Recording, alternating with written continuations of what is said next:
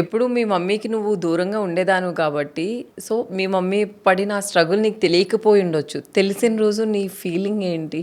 I know 10 years back నుంచే that my mom diabetes వచ్చిందమ్మ, pills ఏం అంటే మెడికేషన్ వేసుకోవట్లేదు అని ఐ నో.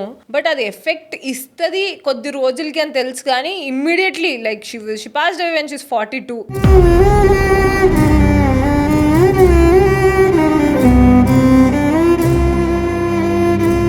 అండ్ మా మమ్మీ హెల్త్ ఇన్సూరెన్స్ చేపిద్దామన్న దేనికి she was always never saying yes. మేము హాస్పిటల్కి వెళ్ళేసరికి they said she will pass away within 3 days. నేను దేవుడా అయిపోయిందా అనుకున్నాను, but luckily God gave me 1 year.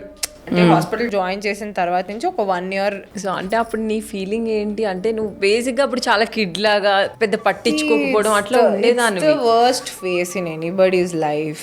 వాళ్ళ అమ్మకి ఏమైనా అయ్యింది అంటే, ఇప్పుడు ఇట్స్ బీన్ 3 years కాబట్టి I'm fun about it. But so 2 years మా మమ్మీ వాళ్ళ కూడా I was in depression. I missed my mom very very much.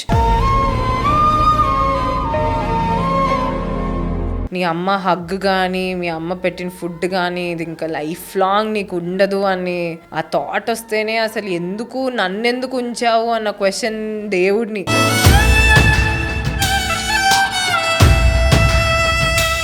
Why did you take my mom, why did you keep me, మరి ఇంకెందుకు నేను అని. But over a point time heals you and that healing happen. Now it's like okay.